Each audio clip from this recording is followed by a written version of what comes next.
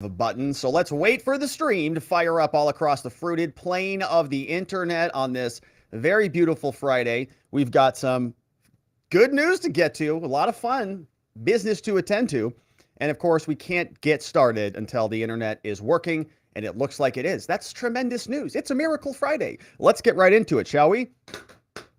Hello, my friends, and welcome back to yet another episode of Watching the Watchers Live. My name is Robert Govea. I am a criminal defense attorney at the R&R Law Group, located in the always beautiful and sunny Scottsdale, Arizona. And today, my friends, we are talking about some concerns. That's right, the U.S. government told us that the world was melting down when Donald Trump had some documents in his private residence at Mar-a-Lago, and now we find out that the current president, Joe Biden, had 3 different batches that were found at different times, revealed in separate locations. And we're going to go through that a lot today because this is still something that the media is dogpiling on, or rightfully so.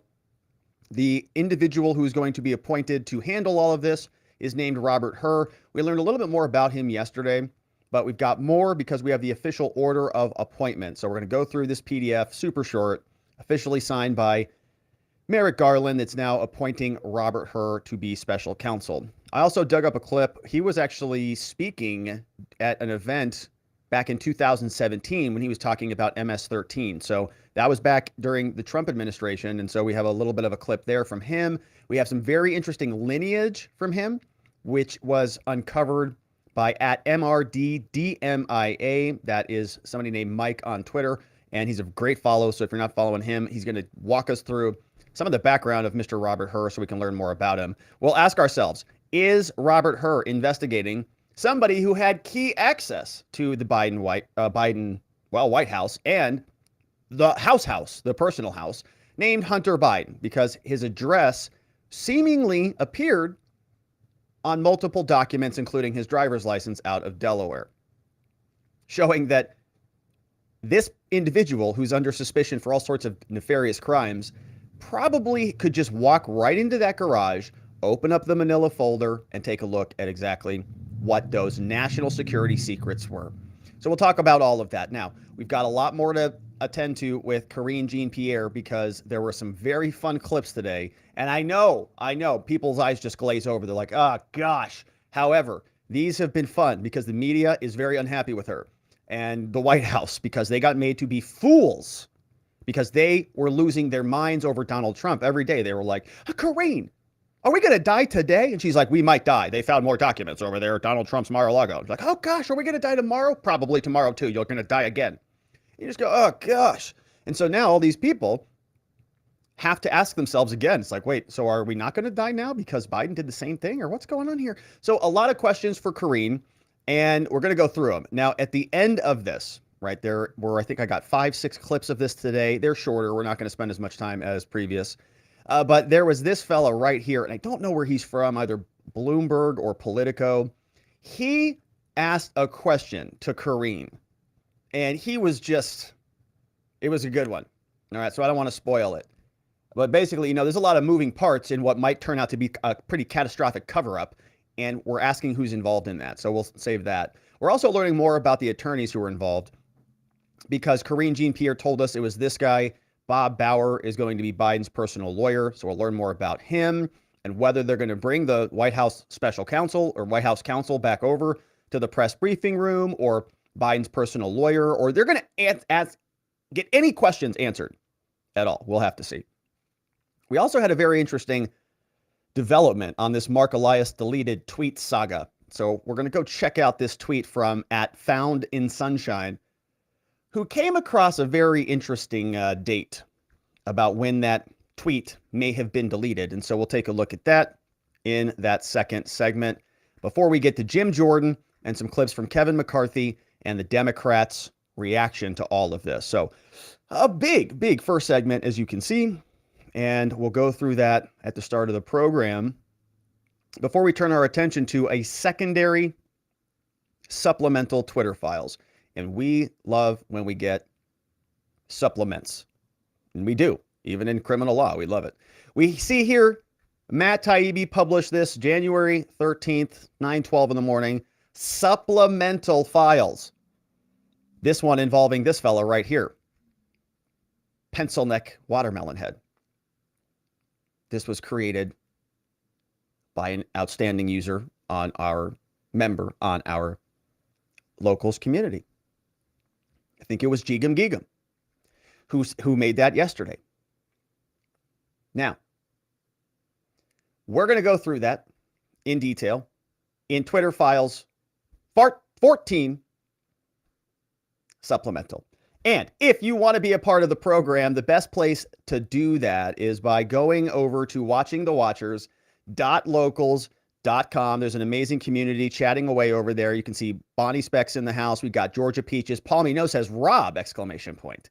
We have Jay Cutbirth. We have this one over from Zach Nichols, Sharon Scooby-Doo saying, ruh-roh. And you can see that one right there. And so it's a lot of fun over there at watchingthewatchers.locals.com. We're also giving a quick shout out to our sponsors before we get into the program. Of course, don't forget about our friends at Goldco. You can go to robertlikesgold.com, get a free kit, learn about how you can protect your savings with gold and silver, get a nice deal when you work something out with them at robertlikesgold.com. You can also go to 4patriots.com, get survival gear, get survival food, get a 3-month food supply, get yourself a solar generator at 4patriots.com. And you can use code Robert to save 10% off anything in the store. And of course, the R&R Law Group. That's our law firm, the criminal defense law firm in Arizona. We're located in Scottsdale. We help anybody who's charged with crimes find safety, clarity, and hope. We offer free case evaluations online, rrlawaz.com. All right, so thank you for supporting those that support the work and our show. And now, let's get right into it, shall we? The Biden document saga continues, and it's not looking good. Serious concerns about people who might have had access to Joe Biden's garage where some of these documents were found. We're talking about a residence in Wilmington, Delaware. You see Joe Biden slowly backing that very cherished Corvette right into the garage where those documents were found. Now, we don't know if they're right on top of those boxes or what else is in there. Or those are Hunter's boxes. We don't want to look inside. But regardless, you can see the president is now facing some serious questions because we were told by everybody what a catastrophe this was when it involved Donald Trump. And so we're going to go through all of the media reactions, some very interesting questions about whether Karine Jean Pierre was involved in any of these delays, and so on and so forth. But before we get into all of that, let's do a quick refresh on the timeline because there's been a lot of developments. And you can see here, it's starting to get a little bit confusing. And so we're going to run through this very quickly and make sure we're inserting these new developments in the proper places. But first, let's get our bearing straight with the president because Joe Biden, of course, laid down the appropriate standards about how we should be treating this when he sat down with 60 Minutes some time ago. And you saw the photograph of the top secret documents laid out on the floor at Mar-a-Lago. What did you think to yourself looking at that image? How that could possibly happen. How anyone could be that irresponsible. Unbelievable. And I thought, what data was in there that may compromise sources and methods? By that, I mean names of people who helped or et cetera. Names of people who helped. I mean, like literally, one of his biggest concerns, opening up a folder, getting names and information. Who could have had access to that? How irresponsible. My goodness, what if this was just in a garage where his crackhead son had access? Don't know. And it's just totally irresponsible. And you don't know anything. No, I don't know anything. Now, Merrick Garland, the U.S. Attorney General, came out yesterday and gave us some details on how this all went down. And I want to run through it very, very quickly so we do not forget that this was first found, the first batch was at Penn Biden Center November 4th, months ago, right before the election. They kept it all buried. The FBI started their assessment the day after the election. Garland assigned a specific U.S. prosecutor to take a look at this thing November 14th. The public, up until this moment, has no idea, right? All the Democrats, all the sycophants over there in the media, everybody's still screaming and hyperventilating about Mar-a-Lago, Mar-a-Lago, Mar-a-Lago. Literally posting tweets about what a monster Trump is. Meanwhile, the White House has its own little confidential documents problem on their hands. They get backhanded with another set of documents from Joe Biden on December 20th, when his lawyer, as we talked about yesterday, found another set of documents. Now, up until this point, we didn't know really who his lawyers were. Okay, there were names that were bandied about. We're going to find out today that the media is identifying him as Bob Bauer, this fellow right here. We're going to learn about that from Ed O'Keefe over from CBS News. Bob Bauer apparently is Biden's personal lawyer. We didn't have an image on him yesterday, but he's the person who is filling in some of the gaps, or at least one of them. So Bauer is the person who contacted Robert Lausch, the U.S. attorney. We don't know exactly what that involved. We do know it was on December 20th, and that was the second batch of documents that was found in Biden's garage, literal garage. They said the FBI came in and secured that. I don't know if that happened on December 20th. We don't know the number of those documents. We don't know what the condition of those documents were or how they got there. But it was during his time as vice president. So it was a long time ago. January 5th, still zero notice to America. Nobody has learned about this at all. January 5th, the U.S. government is still investigating this. Merrick Garland is getting a brief from Robert Lausch, who was the U.S. attorney, this fella here, who was appointed to investigate this. Not one single disclosure to anybody. No investigations that were publicized with FBI raids, nothing. All under darkness. We get forward 4 days after they're having this little meeting. 4 days. CBS breaks the story. Okay, so up until this point, the U.S. government was not transparent. Karine Jean Pierre has not come out and said a dang thing about this. Joe Biden, who is going to be the most transparent person, the adult in the room, going to reverse years of Trump negligence, was quiet, mum. And what's going to be very interesting is to correlate some of these statements. Right? What were they saying? What were certain people saying when they knew that this was coming down the pike? We'll get there in a minute. So after CBS breaks the news, right, after it's first publicized by the press, not by the White House, then we get damage control. Joe Biden comes out January 10th, issues the Mexico statement when he's down there. No, I'm surprised. I have no idea. I don't really know much of anything. And I don't know anything. So how can you blame me for this type of a statement? Karine came out on January 11th, and she lied by omission, in my opinion. She said certain things, and she knew there was a December 20th batch of documents that had not been revealed yet. That December 20th batch was known to her, presumably, and she didn't mention it at all. She was asked hard about that, but she didn't specify. Then on January 12th, we finally get Robert Hur appointed, and they found yet a third document. Now, again, we know very little about this because they have not told us the specific location. They've said it's one document. We don't know the classification level and so on and so forth. But it's been a lot, right? And all of this has happened pretty quickly. And they're trying to fast forward over the non-disclosure. Now they're saying, right, the big talking point is that everything is being done transparently and openly. And we're doing the right thing. We're doing the right thing. After you guys got caught, after CBS broke the story, the DOJ may have been doing these things, or they may not have. Would they have appointed a special counsel were it not for CBS breaking the story? Don't know. They would say, so yeah, of course, we were going to tell you all at some point. I'm sure about it, right? We'll see. Now that we have that update, we can pick up with what the special counsel is going to be doing, because there is a full order of appointment. This was sent over by the Justice Department, signed by Merrick Garland. Let's take a look at the order. From the Office of the Attorney General out of Washington, D.C., this is an order appointing Robert K. Hur as special counsel to investigate President Biden. By virtue of authority vested in the Attorney General, including U.S. Code, in order to discharge my responsibility to provide supervision and management of the DOJ, and to ensure a full and thorough investigation of certain matters, I hereby order as follows. Robert Hur is appointed to serve as special counsel for the DOJ. Now, the authority, let's see.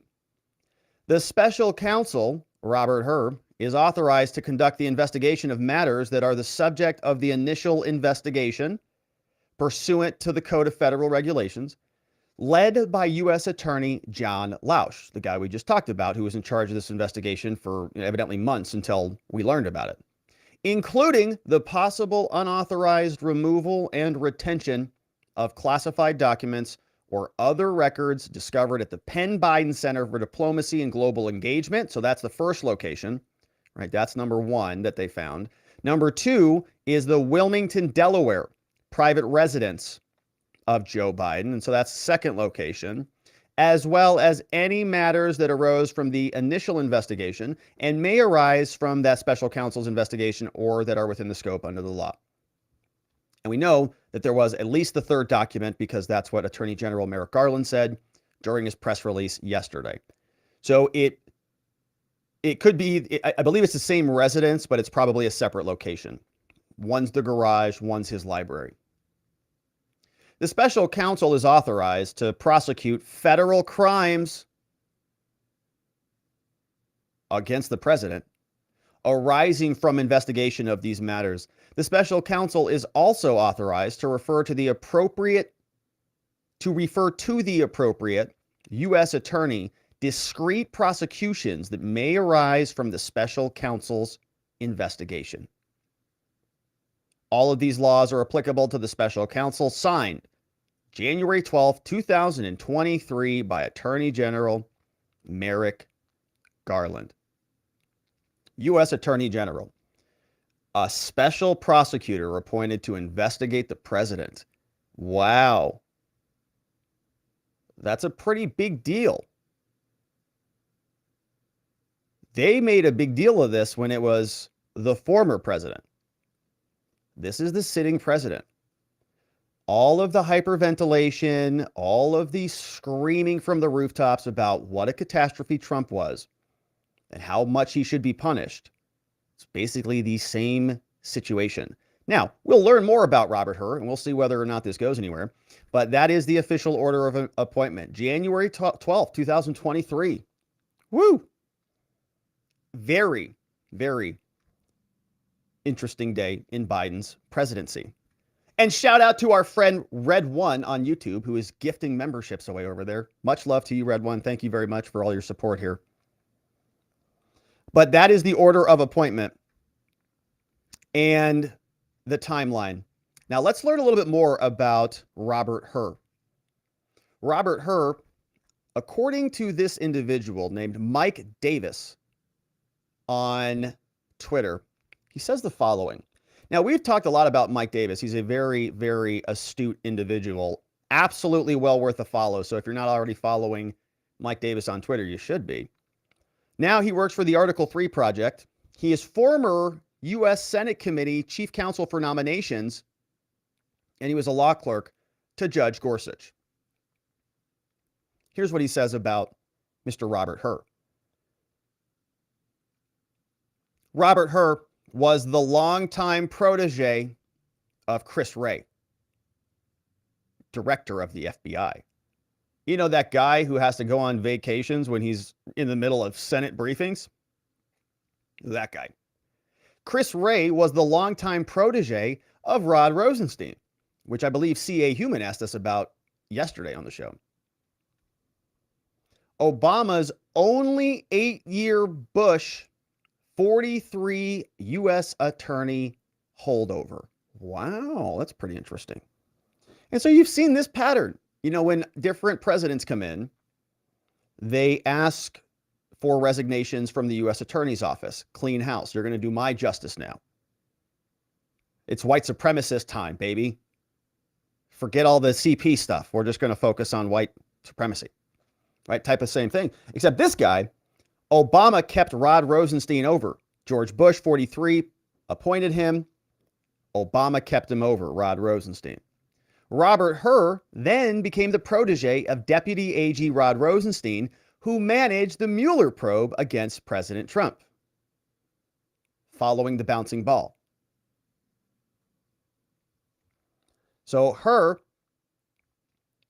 a protege of Deputy Rod Rosenstein, says that Christopher Wray was also the longtime protege of James Comey, right? It's just a big circle. They're all on the same team, one way or the other. who Wray replaced as FBI director when Trump fired Comey. So it goes Comey, Wray, Rosenstein, her. And when Comey just got out of the way, they just put, Wray right in place of him. So here you can see it explained in a LinkedIn friendly format. So Mike Davis put this together, and you can see, if we get myself out of this frame here, that from 2003 to 2005, he says that he was the U.S. counsel and special assistant to Christopher Wray. Oh, that's the FBI director. Reported to the Assistant Attorney General Christopher Wray. Wray reported to Director Comey back during that time. Rosenstein was a fellow Bush DOJ political appointee. Okay, so they're all sort of in the same wheelhouse. Just it's like musical chairs. He goes and works as an associate at King and Spalding. He's a law associate to a law partner, Christopher Wray, in private practice. So then he says that he goes back to the U.S. Department of Justice. He's an assistant U.S. attorney. Then he reported to Rod Rosenstein back when he was working in Maryland.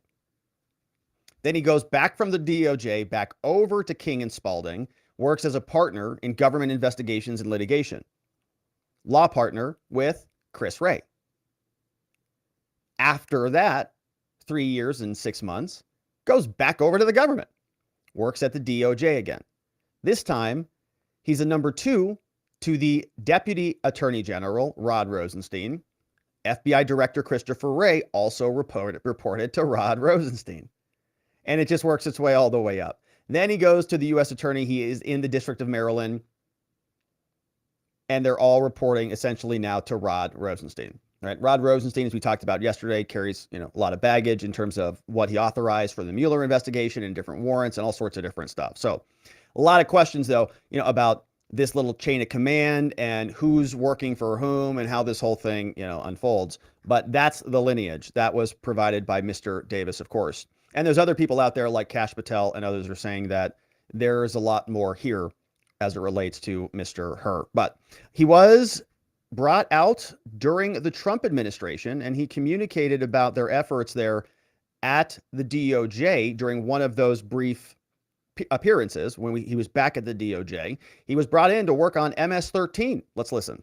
Good afternoon. My name is Robert Hur. About 5 weeks ago, I was sworn in as the Principal Associate Deputy Attorney General at the Department of Justice. In that role, I serve as the Principal Advisor to the Deputy Attorney General. I appreciate the chance to talk to you about the Justice Department's aggressive efforts to achieve this administration's goal of dismantling the transnational gang La Mara Salvatrucha, also known as MS-13. Nice pronunciation. As you all know, the President is traveling to Long Island tomorrow to talk about our fight to eradicate the violent threat of MS-13. And as we speak, the Attorney General is in El Salvador, where he will spend the next 2 days addressing the root of this problem, the San Salvadorian prisons that house the leaders of this dangerous gang. While there, the Attorney General will meet with members of the Justice Department's Transnational Anti-Gang Task Force on the ground in El Salvador. Sounds good. I'll see if that, works. Oh, fast forward. Didn't. Everything's still a problem down there at the border. Great. All right. So, all right, that's what they do. Sounds great, but, is this situation still ongoing? Probably. I don't know. Anyways, all right, so he's there. That's what he sounds like. That's what he looks like. That's who's going to be working on the president's special prosecution. And one of the questions that is going to be brought up is about that Wilmington, Delaware residence. This is where Joe Biden was keeping that very nice Corvette, and he's backing it in there where those confidential documents were allegedly found. Now, a big part of what the Donald Trump Mar-a-Lago saga involved was a damage assessment. They said that this was a catastrophe. These confidential documents are floating all over the place. Who knows whether Putin got them or whether Xi got them or whether the Saudis got them when Trump was golfing over there with Don Jr. So we've got to figure out how far this goes. Now, one question would be applicable to Joe Biden here. What about those visitor logs that you keep? Are you going to publish those? Because there is some evidence that Hunter Biden used that facility, maybe even owned it. In fact, you can take a look at Miranda Devine. She's over there on Twitter.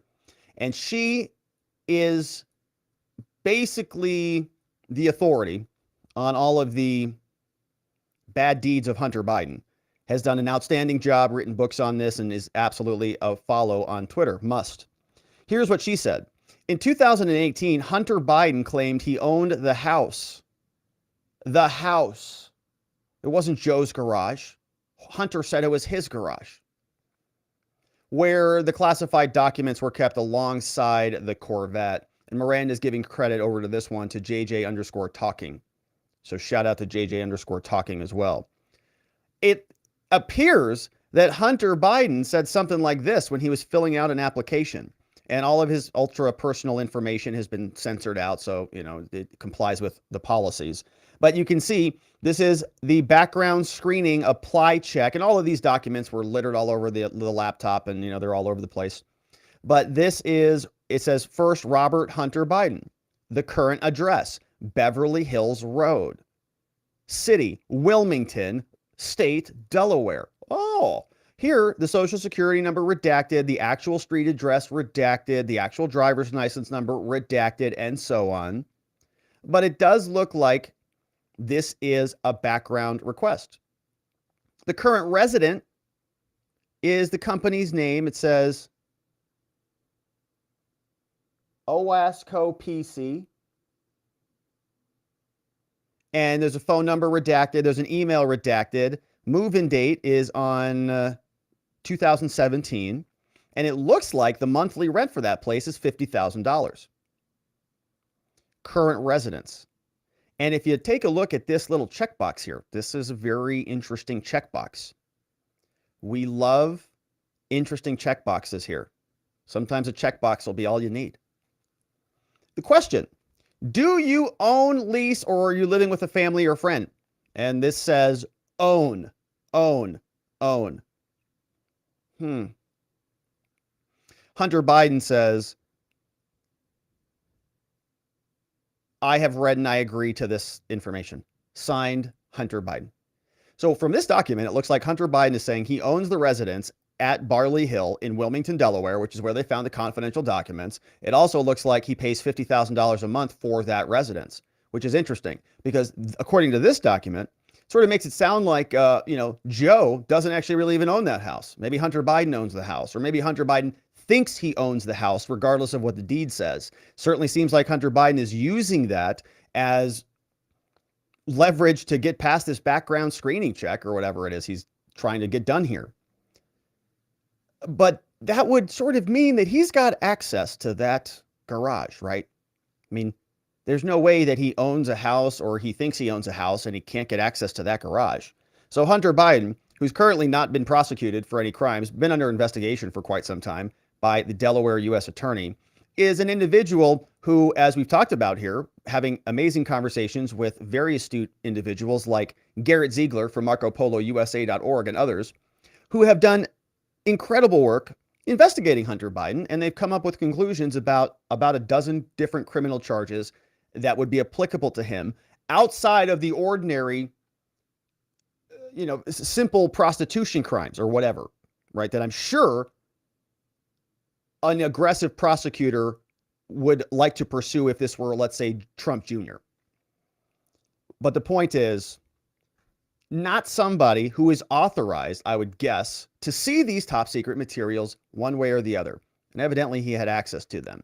Now, another individual on Twitter known as Benny Johnson grabbed this bit of information. On Hunter Biden's recent Delaware driver's license, his current residence is listed as Barley Mill Road, the same address where Joe Biden kept troves of stolen classified documents. You're kidding me. Yeah, that's what this one is. All redacted, all the personal ultra identifying information is redacted to comply with the policies. And he's a public figure. We know his date of birth. We know his name. All of this is there. But what you see is Barley Mill Road, Wilmington, Delaware. Hunter Biden. Well, so he had access to that garage. And that means he probably also had access to Joe's library and his filing cabinet, his very secure filing cabinet like this one. Like this one right here. confidential documents in here, Joe. Right? That's ridiculous. So Hunter Biden can apparently just waltz right into the garage, maybe even take the Corvette out for a spin as he's reading his morning intelligence briefs. Very irresponsible. But what is the media saying about this? Well, they're unhappy about it. And they're not letting Karine Jean Pierre off easily. Now, I went through the whole press briefing today. She did not want to talk about this topic, but the media would not let it go. And it was a lot of fun. And we're going to finish with this question from this fella, which makes Karine Jean Pierre, I think, a little bit squirrely in her response. She gives a forceful answer. We'll see how that holds up. But we get started from the media with this guy. Now, he had a very interesting introduction. He asked, I think, 5 questions in total. The first 4 weren't about the classified documents. And so Karine Jean Pierre thought she was almost off the hook. But this guy then cracked the shell. He's asked about the economy and diversity and whatever else. And Karine's like, oh gosh, finally, we're going to get off this topic. And then he slid this one in. White House officials have been interviewed by the special counsel or by the Justice Department involving the classified documents. So what I'll say from here is any questions that we may have about the review, about the process, I would refer you to the Department of Justice. Not going to happen. I would also refer you to my colleagues over at the White House Counsel. I'm not going to get into any specifics from here. Okay, so that was her first question, right? That he asks, that's cracking the shell. And she's like, well, okay, good. I got that one done. Whew, all right. So, okay, good. It's going to be a good day. They're going to ask about the, Japanese prime minister. He's coming in and, okay, I told him I'm not going to talk about this today. Next question comes from this woman. And she's like, all right, listen, we're about to get heavy right now. Okay, Mary. Aside from the special counsel, aside from this review, I just have a question about processing classified documents and their handling, because I think there's some confusion amongst the public and even in this room. What is the process to make sure that classified documents aren't accidentally or intentionally taken when a president or vice president leaves office? What's the protocol, or is this sort of just a self-review system? In other words, is this going to continue to happen? Like, how is it? We've got like 3 different incidents now. We've got the Penn Biden Center. We've also got the garage documents, and we've also got the filing cabinets documents. So like, are you guys what are you doing? What's the process for any of this? It's a good question. I would, on the process and how that works, I would certainly refer you to the White House Counsel's office. They would know that. They can walk you through that. My colleagues there, and I know many of you have been in touch with my colleagues in the last 24 hours, in direct touch, and answering many of your questions. So I would refer you to them on the specific process, so that they will certainly guide you in the right way. Okay. But as far as you know, is it ever okay for classified documents to be mixed with personal What I effects? can say, what I can say is what the president has said before, what I have said multiple times. All right. We take this very seriously. The president takes classified information, classified documents very seriously. But look, I've said this before. We have addressed this issue multiple times at length. And we have been fully cooperating with the Department of Justice, and now we will be doing the same with the Special Counsel's Office, just to be prudent here and just to make sure that we are consistent. I will refer you anything that is related to this, as it relates to the review, to the Department of Justice or my colleagues at the White House Counsel Office, and we see it as the best way to move forward. We want to respect the process, and so that's what I'm going to do. I'm going to refer you to the Department of Justice. Yikes. What the heck did she just say? I think she said the same thing like 3 or 4 times in multiple different ways. You're confident he followed whatever protocol was in place? Again, this is something. So he would have followed the protocols that you referred him to, right? She's asking pretty good questions. What's the process? She says, I refer you over to the White House for the White House Counsel for the specifics of the process. Okay. Well, okay, fine. I'll go get the details from them. But can you tell me about whether they were followed? Yes or no? That he takes very seriously, the president, when it comes to classified documents, when it comes to classified she doesn't want to information. admit his criminality. I'm not going to go into any specifics from here. If you have any questions, anything further that's related to the review, or I refer you to the Department of Justice or my colleagues over at the White House Counsel's Office, who I know many of you who I'm staring at right now have been in close touch. Go ahead, Ed. All right. So you can see this is getting pretty precarious for them because there's a couple differences between Biden and Trump. One, Trump was not in office anymore. right? Trump was retired. So his biggest risk is criminal indictment. Biden has that. He has the same risk of criminal indictment, but he's also the sitting president. So he's got a little bit more at risk in terms of removal, resigning, all sorts of other things. The other serious advantage that Donald Trump has in this situation is he doesn't have to send somebody from his team out in front of the media basically every day of the week to answer questions about this, right? Okay, Trump can just sit, just be silent. He's got the right to remain silent. And his attorneys have gone out there. We saw many of them out there getting out there and sort of playing the PR war, fighting for Trump, calling it library books and all sorts of other very interesting analogies. And it was useful, but he's not obligated to do that. Okay, Karine, the White House, they're obligated to show up and answer questions every single day, or as many, as they will allow. And so the media just has an open forum. It's just like walking in. It's like shooting fish in a barrel. She's got to show up every day and get hit with these questions. Trump doesn't have to do that. So Trump actually has the right to remain silent that he can use. Biden kind of, he has it technically, but it looks horrible if every day we get this round and around, just word vomit, just regurgitating out of her mouth with zero answers. And the media is not real happy about it. And so we'll fast forward over to Ed, and we'll learn a little bit more about the lawyers who are involved in the case. Because Ed O'Keefe asked some pretty good questions yesterday, and there was a big sort of battle with her between Karine Jean Pierre and Ed O'Keefe. And I think we turned that into a short that we're going to be publishing tonight. So we're going to go into Ed O'Keefe. They're talking about the lawyers. This is Biden's personal lawyer, who was evidently the person who picked up the documents. We're going to learn more about him. We're going to talk about the Mark Elias deleted tweet right after we learn about our friends at 4 Patriots, because of course you know that a food shortage could be coming in this country. Experts have written about it as recently as July. We've got drought, we have inflation, we have new policies. America's food supply is being pushed to its breaking point. And that's why survival food is more important now than ever. And you can create your own stockpile of the best-selling 4 Patriots survival food kits. They create amazing food.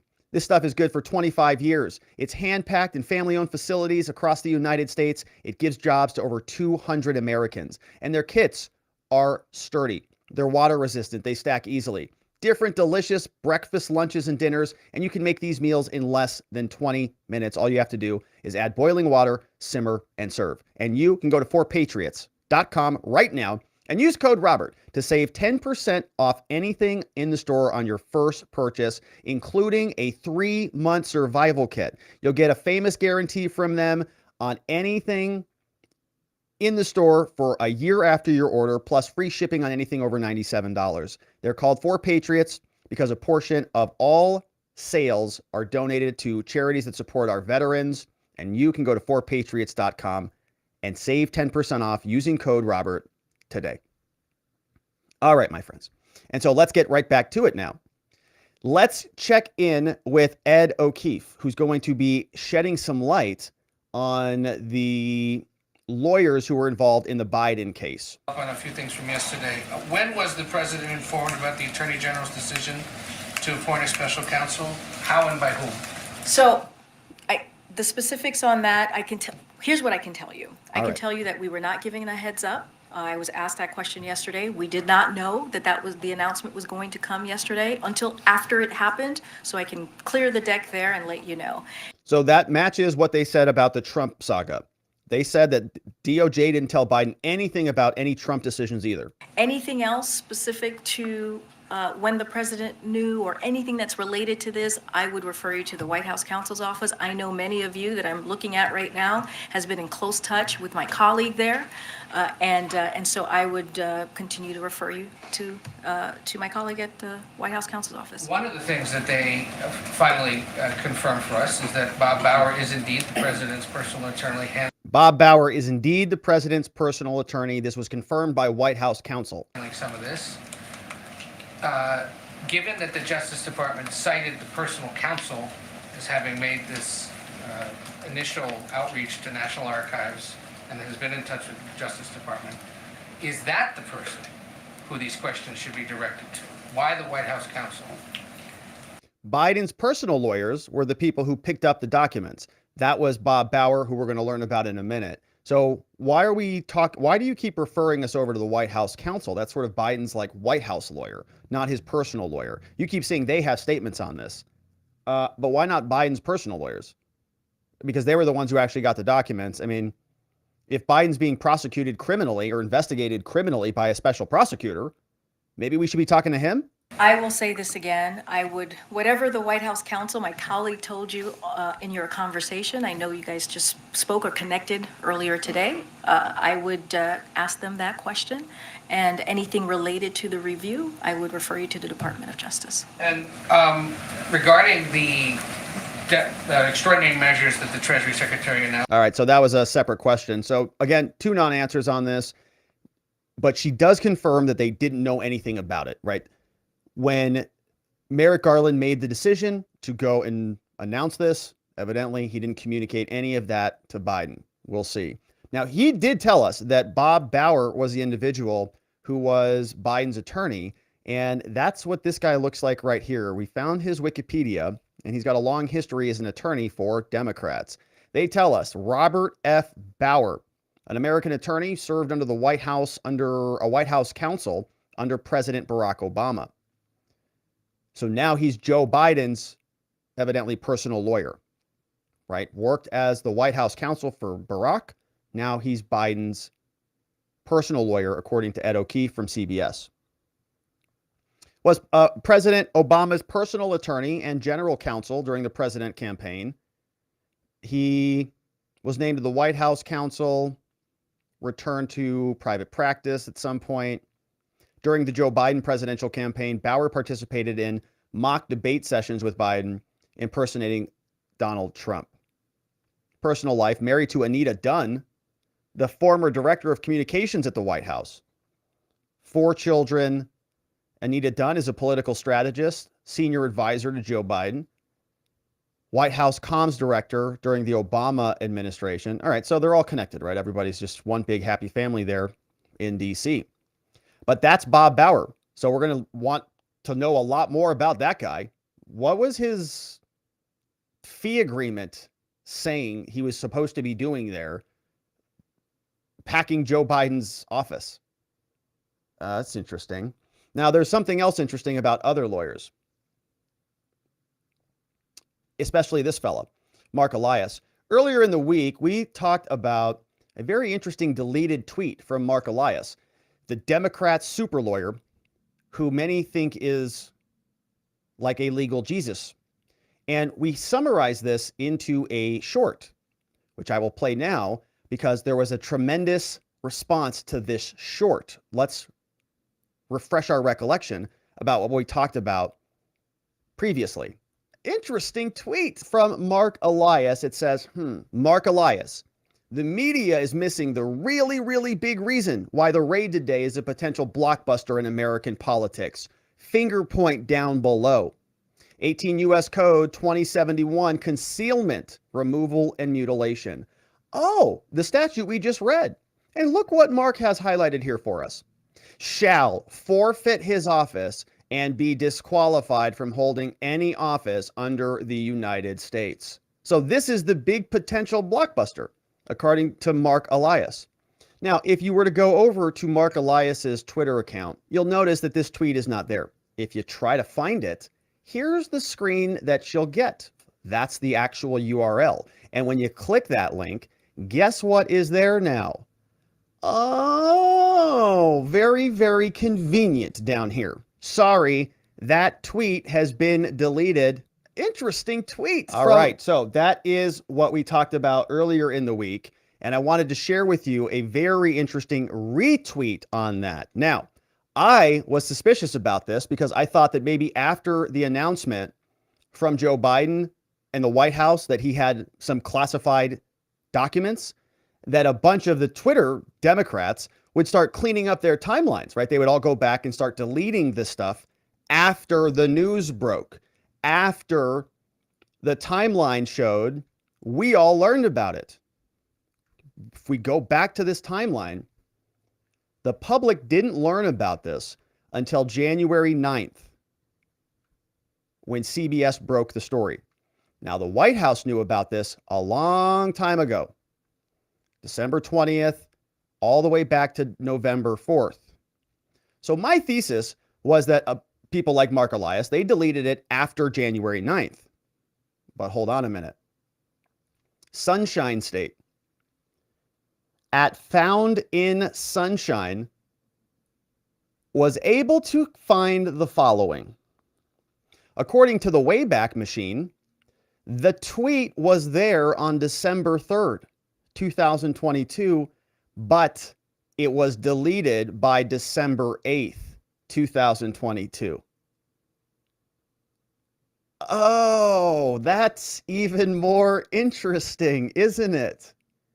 So the tweet was deleted after the White House knew about this, but before the public did. Now, Sunshine says very prescient. Very convenient. Very good timing on that one. Pretty interesting.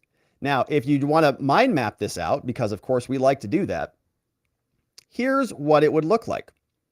We would take this tweet from Mark Elias, and we thought that he deleted this tweet sometime around here, sometime around January 9th, or maybe January 10th, when the rest of the world learned about this. But no, it was somewhere more like in here, like December 8th or 9th, right around that moment. After the White House found out about this, but before the story broke in public. And so I don't know where I just moved that to, but you get the point. It's supposed to be tucked away right in here nicely, somewhere around this date. Let's see if we can get it to work. All right, close enough. We're going to tuck it right in here, so our timeline's nice and pretty. There it is. That's where we wanted it. The question is, why was it conveniently deleted between 12/3 and 12/08? Was there advanced knowledge about this? And there could have been, because he's a lawyer. Maybe they were meeting with him. They said, hey, Mark, you're a great lawyer. You win for Democrats all over this country. You beat the snot out of the Republicans. We'd love you to represent us. Could be. And they sent over an email and, well, what's going on? And Mark goes, whoo. You know, I'm going to just go ahead and delete some tweets off my timeline. You know, just do some regular old cleanup. Because of a weird feeling, or because maybe there was some information that he got his hands on somehow. Very, very interesting little development there. And so what I think would be also interesting is to see if people are research wizards out there, right? All the research wizards, all the weaponized, people out there. When were people deleting tweets? Were they deleting tweets that were looking bad for Joe Biden before January 9th? Were they cleaning up their timelines before the public knew? And if so, why? Why were they deleting all those tweets? What did they know? And how did that informational supply chain connect all the dots? Because the public didn't know until January 9th. Very interesting. All right, and we'll continue to follow that, of course. Now, we know more about Mr. Bob Bauer. There's another individual who is White House counsel. His name is Sauber. Okay, we got Bauer and Sauber. It's going to be a lot. So we've got Biden's personal lawyer and the lawyer who also works at the White House. And this person in the media asks about that other person. All right, Well, if we can't get Biden's personal lawyer here to talk about any of this stuff, can we bring White House counsel over here then? Called over here early. Go ahead, Karen. You've several times today referred people to the White House counsel for questions about the process and the review. Would you bring Richard Sauber here or someone from his team to answer these questions in the briefing room in a formal capacity? So look, the White House counsel's office has provided information on this this week as appropriate. Again, I think I just said this, I've said this multiple times during this briefing, that I know in the last 24 hours, my colleagues at the White House Counsel White House Counsel's office has been in touch with many of you and has answered a lot of your questions. And so that will continue. You reach out to them and they will certainly engage. And so I'm going to leave it there. But again, anything that is related to this review, I would send you to Department of Justice. Again, if there is something specific to this that you want from us, I would refer you to the White House Counsel office. We're asking for all Is sorts the of White House specifics. concerned that this investigation is going to overshadow what you are trying to do right now, what your message is right now? Look, our message is very clear, and it will continue to be just that. And you've seen it. That's why when I started the briefing, I laid out all of the kind of progress that we have made just this week alone. When you think about the Inflation Reduction Act, when you think about how it's going to... And she did. She came out and she said, we're awesome. Everything that we do is amazing. And they're saying, yeah, but you kind of lied to everybody for a couple months. Probably shouldn't have done that. You're making us all look like idiots. This guy also snuck in a question about this. Let's see what he had to say. Thanks. U.S. Attorney John Losh was looking into this for several weeks before. He was in touch with... Looking into what exactly? The classified documents. Okay. He was in touch with President Biden's counsel. I wanted to know, was President Biden, was the White House surprised that along with Merrick Garland that they decided that more investigation was needed and a special counsel was appointed? The question is, after Lausch was appointed, okay, this got all reported back over to Merrick Garland at some point, and then he said, okay, let's put Lausch on there. Lausch then at some point did the investigation, briefed Merrick Garland. Still, the whole country had no idea. Then on January 5th, they say, okay, it's time to, I guess, make a decision about the appointment of the special counsel. Then it takes another week or so to go find Robert Hur. He says, sure, I'll do the job. And then they announce it. Tell you is that we were not given a heads up that Attorney General Garland was going to made his announcement yesterday on the special counsel. And they've been consistent about that because that was their take during the Trump administration or during the Trump Mar-a-Lago raid, which I always thought was baloney. We really believe that, like Joe doesn't know, although it is Joe Biden, so maybe he really doesn't know. That is something that we learned, like many of you, watching the news. I'm not going to get into anything further from that. I can't speak to this person who you just mentioned, who has been, I don't know, having conversations or making comments about this. I'm just not going to get into that. I'm not going to give reactions from here. What I can tell you is that, again, I'm going to refer you to the White House Counsel and office to talk to my colleagues on any particular questions that you may have that's related to this process. And if it's something that you want to know specifically about the review, I will refer you to the Department of Justice. When President Biden did say, God willing, he hoped to be able to say more soon. I mean, it seemed like he was thinking that the investigation would end soon. Was he surprised? I'm just not going to go beyond what the president said. I will say this is that we are going to continue to fully cooperate. As I've said, we have talked about this at length. We've had multiple statements on this. And again, want to be prudent here. I'm going to be consistent here. Any questions that you may have about this process, I would refer you to the White House Counsel. Another topic. I wanted to ask about the administration's appeal. All right. So again, I just have to say we have to be prudent. And again, we've already been very clear about this. And one more time, look, I know you have questions, but again, all right. So we'll continue on. We have two more clips. Now, this guy drops off a good doozy to round this whole segment out. But this is another question from NBC News. She asks about full cooperation. And here is Karine. Thank you so much. Does the White House and does the president agree to fully cooperate with the special counsel investigation? We have said that we are going to continue to fully cooperate. We have been. The president's lawyers and team has been fully cooperating with the Department of Justice, and they're certainly going to do that with the special counsel. And so by that reasoning, would the president agree to sit for an on-the-record in-person interview? I'm not going to get into specifics. Would the president sit down with us so we could ask him questions on the record? We'd love to see that. That would be ill-advised from a criminal defense standpoint. Not a good call. Don't put Joe Biden in front of a camera on this issue. In fact, probably don't put Joe Biden in front of the camera ever again on this issue.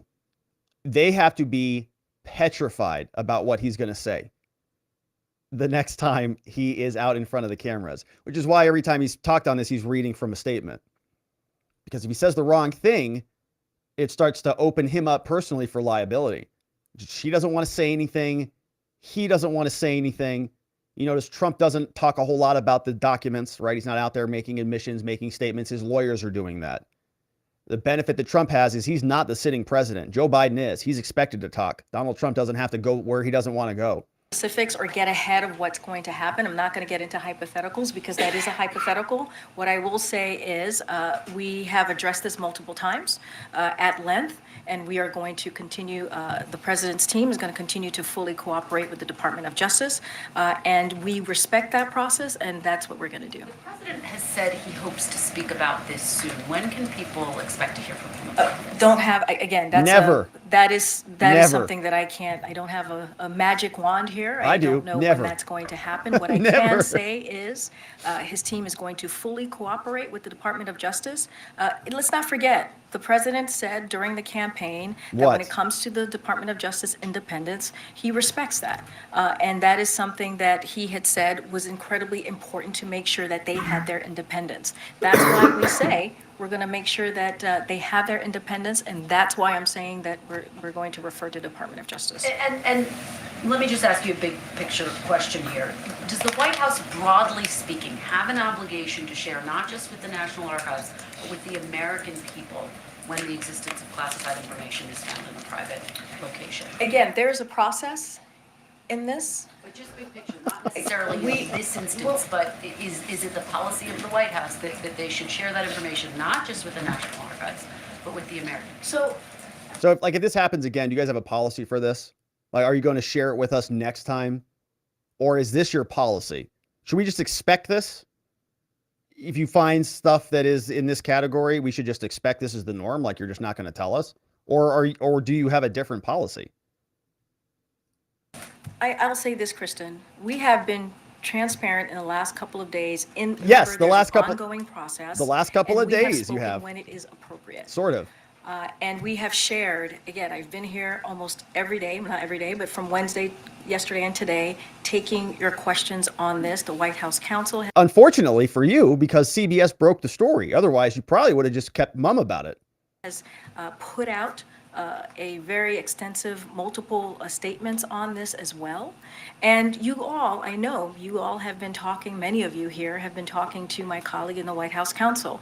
So what the actions that we took were right actions that his team took in dealing with the Department of Justice. Okay, do you see how she flopped on that one? Oh, I just caught that. She said how we handled it, how Biden's team handled it. Let's listen to that again closely. Where was that? When it is appropriate. And we have shared, again, I've been here almost every day, not every day, but from Wednesday, yesterday, and today. Wow, 3 days. Taking your questions Busy. on this. The White House counsel has put out a very extensive multiple statements on this as well. And you all, I know you all have been talking, many of you here have been talking to my colleague in the White House counsel. So what the actions that we took were right actions that his team took. Okay, you heard that. The actions that we took, that his team took. All right, all right. Oh, all right. The actions that we took. We're going to put a pin in that. We're coming back to that one. That is at whatever time this is. All right. Almost 1 hour in on the clock. All right. Were right actions that his team took in dealing with the Department of Justice and also the archives. But Look, you I guys have, have answered questions when the press has broken in the news. because it's an ongoing process. Because again, it is an ongoing process. There is a process here. The Department of Justice is independent. We respect that process. But again, I have taken questions. I can take two questions to 100 questions. I have answered. And I'm not going to answer any of them. Questions as almost every day on this issue. And again, anything else that you may have, anything that's related to the review, I would refer to the Department of One Justice. last question, because I know you've got to move on here, but the president campaigned on the argument that he would restore confidence. We know that he's in the process of deciding whether to officially announce he's running for re-election. Does this episode undercut that argument, that he would restore confidence? Because here we have Good in question. the headlines that he is now under investigation. He's by the special restored counsel. independence in the Department of Justice. That's what we're doing here. When we're saying we're going to refer you to the Department of Justice, that is restoring independence as it relates to issues like this. And that is important to the president. And it's been consistent. It's also very convenient for them. They don't have to answer any questions. Any prosecution questions? DOJ. Any process questions? White House counsel. Anything else? Trump did it. What I am saying about investigations has been consistent for the last 2 years. You've heard me over and over. Again, when it comes to a legal issue or a matter like this, we have always referred to the Department of Justice. So there's nothing here different here. We have said we wanted to restore the independence of the Department of Justice. That is what you're seeing. And again, this has been done in a transparent way. When it relates to how this was dealt with the Department of Justice. It wasn't and the archives. transparent The at all. President takes this very, very seriously. Any other questions that you may have You could start a bingo card. You know, where's C-SPAN review? You could start a bingo card on this one. about this particular issue, about the review, I would refer you to the Department of Justice. You guys have been in touch with my colleagues at the White House Counsel Office, and I would suggest that you continue to reach out. Go ahead, Stephen. Thanks. I just want to All right. So I want to come back to that one statement where she said it was, we handled this appropriately. Whoops. Rewind. What I meant was Biden's team handled it appropriately, because there's a very interesting follow-up to this from this fella. This makes it all worth it. Karine Jean Pierre asked about the details. What did she know? When did she know it? And was she involved? I just want to press you on that point about the idea of disclosures when it's appropriate. You describe it as a process, but it sort of feels like a strategy, a communication strategy to protect the president from political damage. Was it the hope and expectation here that this would have remained a private matter and not have been subject to public disclosure? Look, Stephen, that's your version of the case. I've been very clear here, and I've answered that question multiple times in different versions, right, in the last couple of days.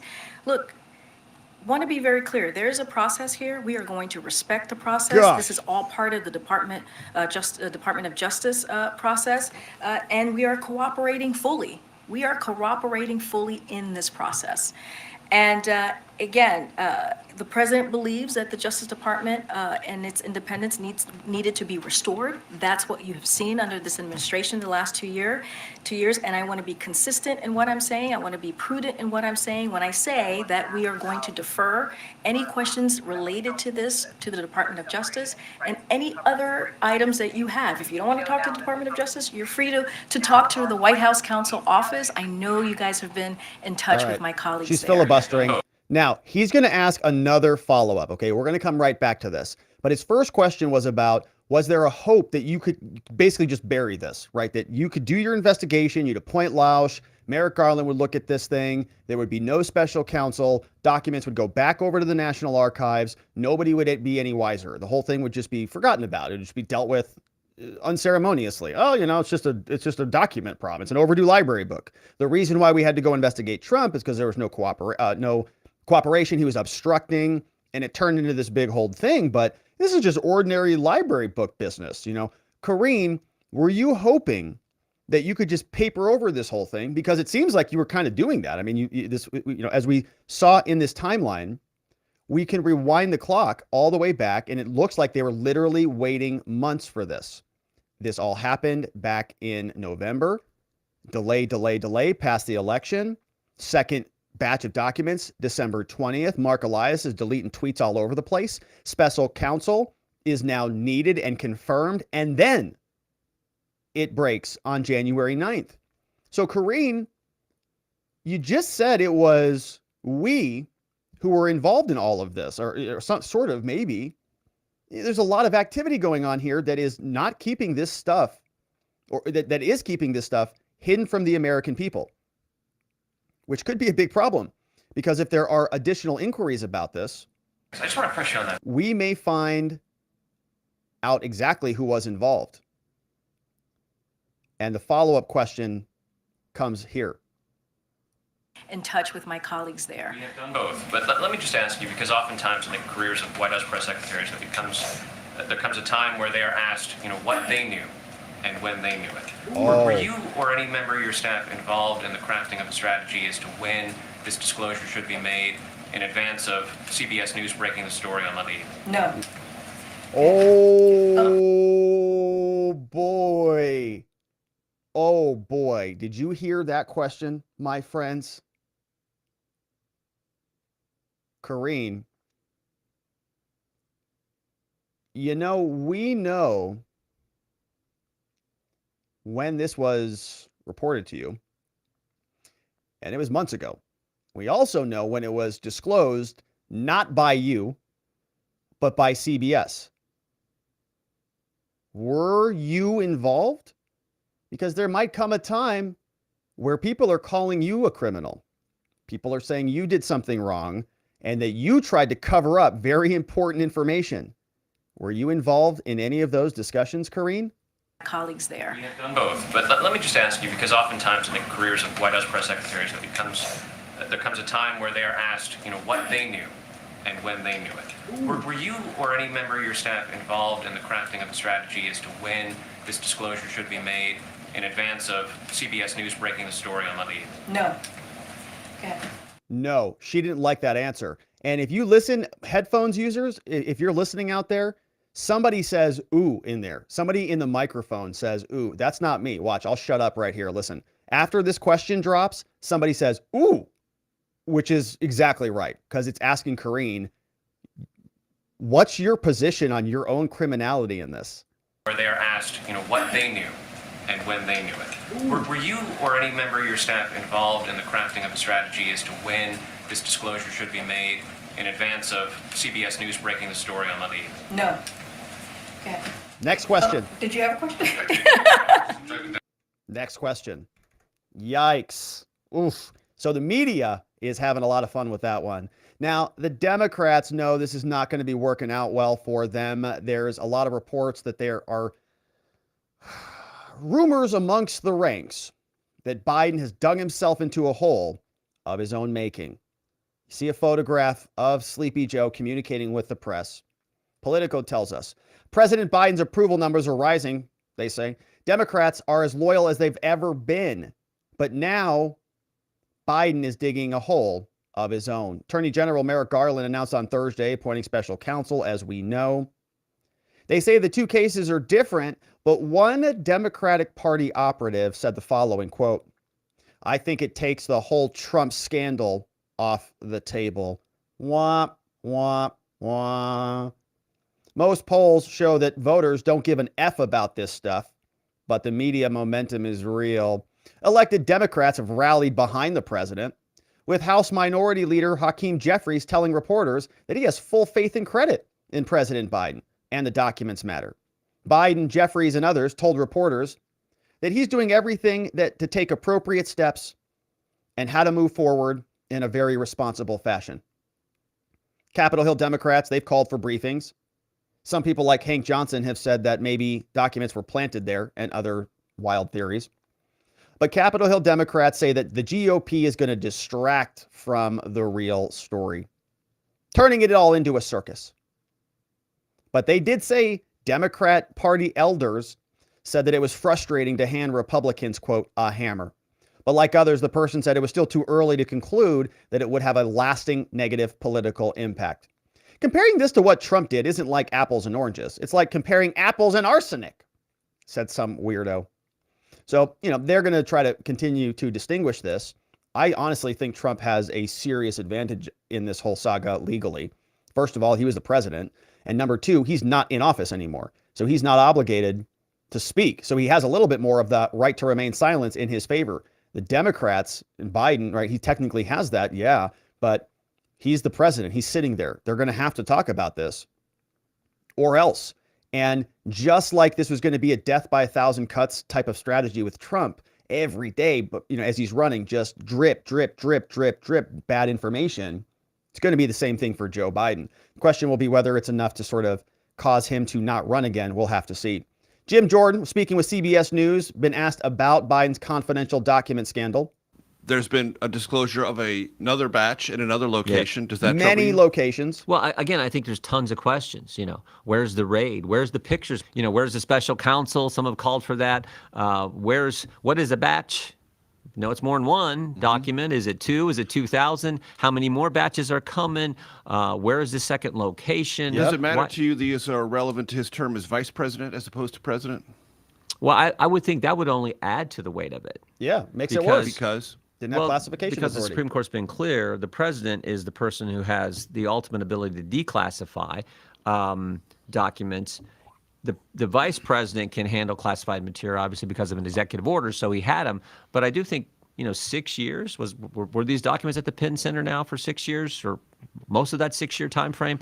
So, again, there are tons of questions, but the White House doesn't seem to have many answers right now. You mentioned the word raids. I well recall when the search warrant was executed at Mar-a-Lago, perhaps you, but certainly other Republicans said there shouldn't have been a raid in the first place. Are you in favor of raids in matters like this, or are you in favor of not raids? I didn't say that. I just said there's an obvious, it seems to me.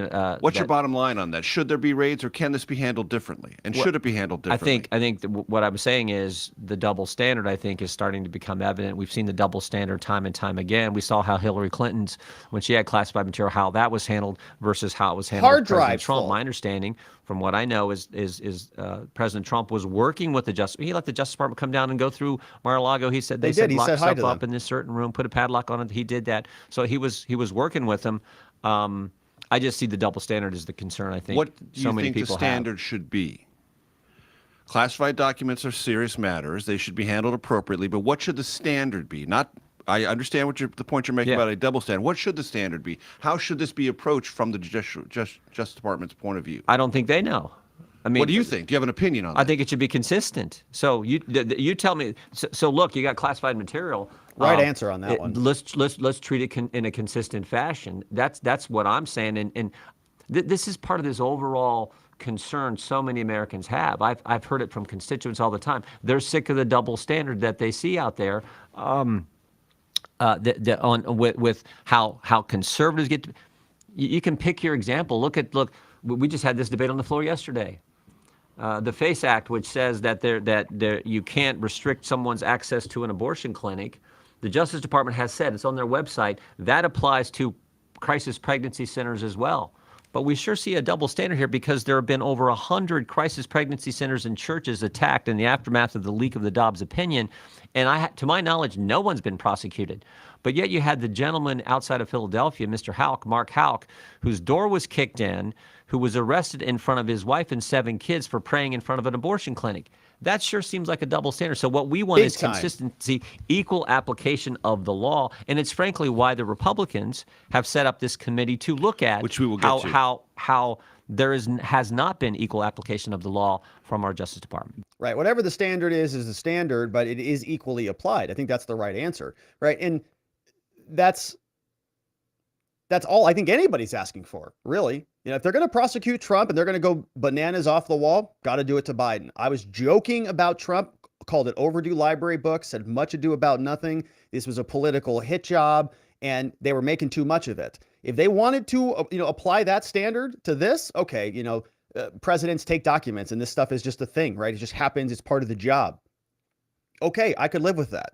And we wouldn't be making a big deal about Biden at all. But they started it. They set the standard. And so now they got to live with it. And we'll see how that works out for them. Probably won't work out so well. In fact, Kevin McCarthy is saying they're shaking stuff up. So while Jim Jordan is going to be leading the new Weaponization of Government Committee, there are other former Democrats who are former committee members who are currently Democrats who are not going to be on them anymore including people like Swalwell. Why? You said you're going to let Democrats appoint their own members to the committee, but you've also indicated you're not going to let them appoint. I was very clear early on. Let me phrase something very direct to you. If you got the briefing I got from the FBI, you wouldn't have Swalwell on any committee. And you're going to tell me other Democrats couldn't fill that slot? He cannot get a security clearance in the private sector. Wow. So would you like to give him a government clearance? You asked me questions about Santos. You asked the questions about Swalwell. Not only was he getting a clearance, he was inside an intel committee. He had more information than the majority of all the members. Did you ever raise that issue? No, but you should have. You're going to tell me there's 200 other Democrats that couldn't fill that slot, but they kept him on it? The only way that they even knew it came forward is when they went to nominate him to the Intel Committee. And then the FBI came and told the leadership then, he's got a problem. And they kept him on. That jeopardized all of us. Big gavel energy, baby. Adam Schiff openly lied to the American public. All right, so we're listening into BGE from the KMC. Kevin McCarthy in the House saying, yeah, we're getting on these committees and we're going to use them to our full effect. And Jim Jordan's going to be leading one of them. So we'll see. All right, we'll see what this goes into. We've got a special counsel. We've got Karine Jean Pierre having a really hard time with the media. They're going to continue to ask and probably get very little questions. We will continue to fill out this timeline as the story unfolds so we can piece together all of the nefarious misdeeds. And we hope you join us as we do. Thank you for subscribing wherever it is you are watching this. And we'll look forward to seeing you on the next one. All right. And so, my friends, we're going to change gears a little bit, jump over into the Twitter files. You see this fella right here, going to be the star of this segment here. Pencil neck watermelon head, Adam Schiff. We're getting into the supplemental Twitter files because, well, we've got a whole new supplement. But before we talk about them, so that we're not interrupted, let's talk about gold. Because as you know, my friends, if you have a 401k or an IRA or a savings account, things are scary out there. The Biden administration has already printed more money in the past 2 years than the previous 100 combined. The national debt hit a record $30+ trillion, and inflation is the highest we've seen since 1982. It's only a matter of time before the house of cards comes crashing down. If you have retirement savings, your money could be at serious risk. Talk to my friends at Goldco to see how you can protect your retirement with gold and silver before it's too late. Go to robertlikesgold.com. They'll give you $10,000 or more in free silver when you open up a qualifying account. That's at robertlikesgold.com. And Goldco, you can see here, A+ rating with the Better Business Bureau. And gold just makes you feel nice and vibrant. It's a good thing to do at robertlikesgold.com. All right. Now, my friends, let's get right into the Twitter files. Twitter Files 14, Supplemental Edition. Matt Taibbi releasing this one January 13th, 9:12 in the morning. And he writes, Twitter Files Supplemental, more Adam Schiff ban requests and de-amplification. And of course, Pencil neck Adam Schiff, watermelon head, is going to be the star of this subject. So we're going to go through the full set of Twitter files. We'll also talk about some replies where Ted Lieu was responding to Matt Taibbi, calling him, of course, a Russian Twitter hack. Back over to Mr. Taibbi. He writes, in tweet 2, he tells us, staff of House Democrat Adam Schiff wrote to Twitter quite often. Adam asked that tweets be taken down. Matt says that this was an interesting use of taxpayer resources. One of these requests involved an ask about Peter Douche, bad image, parody photo of Joe Biden. The DNC made the same request right here. Nate's Liver posted this on Twitter. Says Sloppy Joe is trending. I wonder if it's because of this. You can tell it's a deep fake because Jill Biden isn't covering for him. Right? This was a GIF that was floating around on Twitter. Stacia Cardille sent an email back on April 27, 2020. This one went over to a bunch of people at Twitter. It says, Yoel, the DNC reached out this morning about a different tweet with the same image, but different textual context. This is the tweet from this one. It says Biden soon, Dems, this is fine. Okay, so the image is sort of a joke, right? Biden's going to be, very, very demented in a while. And the Dems are saying that's okay if we have somebody who just sort of acts like that. And I think that was, a computer generated image. So in other words, the DNC is sending emails about those types of tweets to censor those tweets because it makes their candidate look like an idiot. Here's what the actual GIF looks like. Okay. Now that's, not fun to look at. Strange, probably, I'll just leave that one alone.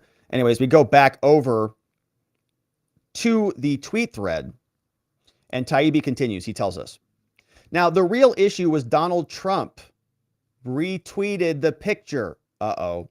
To its credit, Twitter refused to remove it.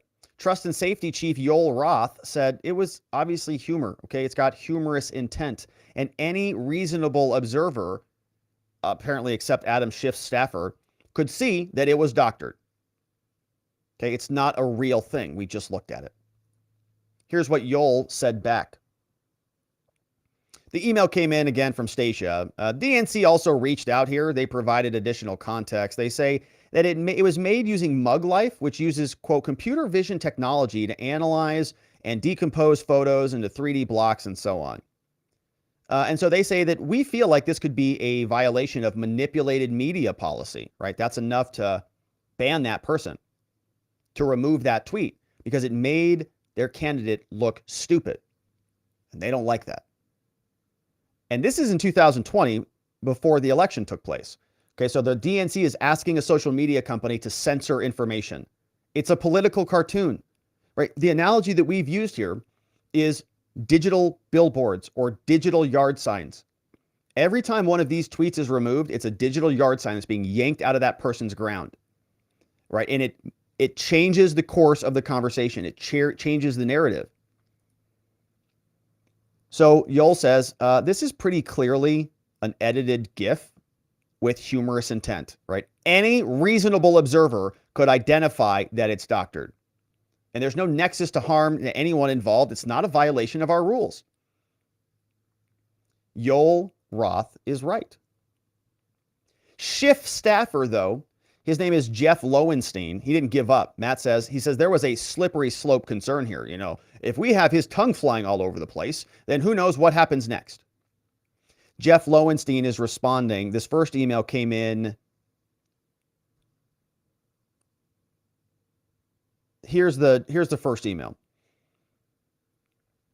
April 28th, 2020. Elections coming up, 6:58 a.m. This comes from Jeff. It says, hey, Lauren and all. I wanted to follow up on this question.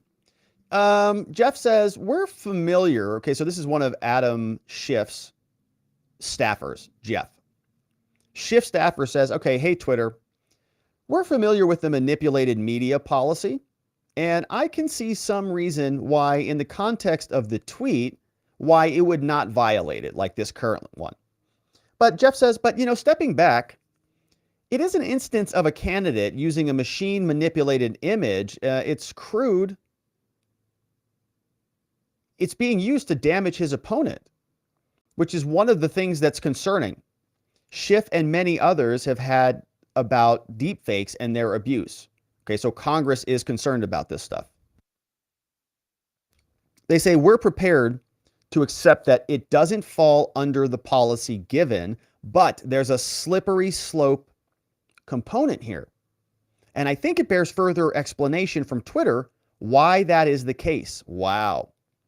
So this is a very fuzzy image. It's hard to actually tease out the text, but it says, I think it bears further explanation from Twitter why that is the case. We're prepared to accept that it doesn't fall under the policy given, but there's a slippery slope here, concern here. And I think it bears further explanation from Twitter. Because the reason says that it could be malicious and it could even be less obvious. Happy to have a discussion or on a call if that's a preference, but please let us know. Okay, this is the federal government through Adam Schiff and his staffers censoring people, and they're demanding an explanation from Twitter. I think it bears further explanation from Twitter. They don't work for you, Jeff. They're a private company. This is the federal government crossing such a disgusting line here. I think it bears further explanation. Get out of our office. Never come back ever again. But what do? This is the government. This is the federal government. This is pencil neck Schiff out there who's in charge of the Intelligence Committee at this point. It's the entire congressional committee breathing down your neck. Lauren responds and says, hey, Jeff, thanks for the follow-up. I'm happy to walk you through our policy, you stupid idiot. Would you be available for a quick phone call so I don't have to put any of this in writing? Perhaps 1:30 or 4 p.m. today or anytime tomorrow? Thanks, Lauren. Right? Doesn't want to write back to him what a joke this is. So it continues. Twitter also refused requests for bans of content about Schiff and his staff. So Schiff just has like a group message, but I don't like this tweet. I don't like this tweet. What an absolute weenie, right? Adam Schiff is one of the biggest weenies out there in Congress. You can tell him I said that. Twitter also refused requests for bans of content about Schiff and his staff. Here's something that came through. For their listed asks, in parentheses, demands, in the attached PDF, many fall outside of any of the remediations available under the cited policies. For example, a sweeping removal of any and all content about Mr. Misko and other committee staff from its service to include tweets, quotes, retweets, and reactions, as well as complete suppression of any and all search results about Mr. Misko and other committee staff. That's the demand. Twitter got a letter from Schiff and his weirdo staff members, Mr. Misko and others, who said, we don't like what they're saying about us. We're very offended. Can you please ban all search results from Mr. Misko? Twitter says they're not even asking for this. They're demanding it. They say this is not something that we're able to do here. And it's not conceivable by any of the active policies I know. Okay, they're trying to literally use Twitter as their own little personal social media company. Even when Twitter didn't suspend an account, that didn't mean they didn't act. Schiff's office repeatedly complained about QAnon-related activity. There were often tweets about other matters, like the identity of a Ukraine whistleblower or the Steele dossier. Pat Reed shared this one. What else could the Senate be doing? November 2019, Representative Schiff staffer Sen Misko worked with ex-CIA leaker Eric Ciamarella in the White House linked to Burisma. They didn't like that tweet. They didn't like this one. Funny, all five were involved in the fake dossier paid for by Hillary Clinton, set up by pencil neck Schiff while using Eric Ciamarella and Sean Misko, both employees, to lie in order to cover up the real quid pro quo by Biden. Also this one. That's in Spanish. And this is another one. He probably would also. Okay, these tweets are popping up. They say, you got to delete these things. Taibbi writes, Twitter policy at the time didn't ban QAnon, but it de-amplified those accounts. Twitter execs wrote about these tweets. They said, we can internally confirm that a number of these accounts are already flagged for de-amplification, right? They got the shadow ban. Here's the message. This came out October 28th, 2020. Is there something important coming up in November of this year? Oh yeah, an election between Trump and Biden. Meanwhile, all of Biden's little sycophants, guys like Schiff, are out there twisting the arms of the social media companies to shut his opponent up and anybody who supports them under the basis of disinfo, misinfo, and QAnon. All right. This was redacted to redacted about coordinated harmful activity escalations just a few days before the election. Hey, all, circling back here, we reviewed the flagged accounts and content and actioned one user for ban evasion, but the remaining were not suspendable under this policy.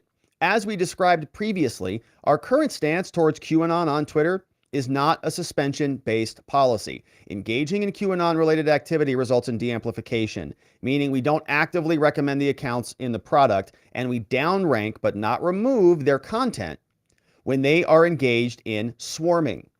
Right? They shut up a whole part of the conversation. Whether you agree with QAnon or not, or whatever, they just stopped it. They're not allowed to talk here.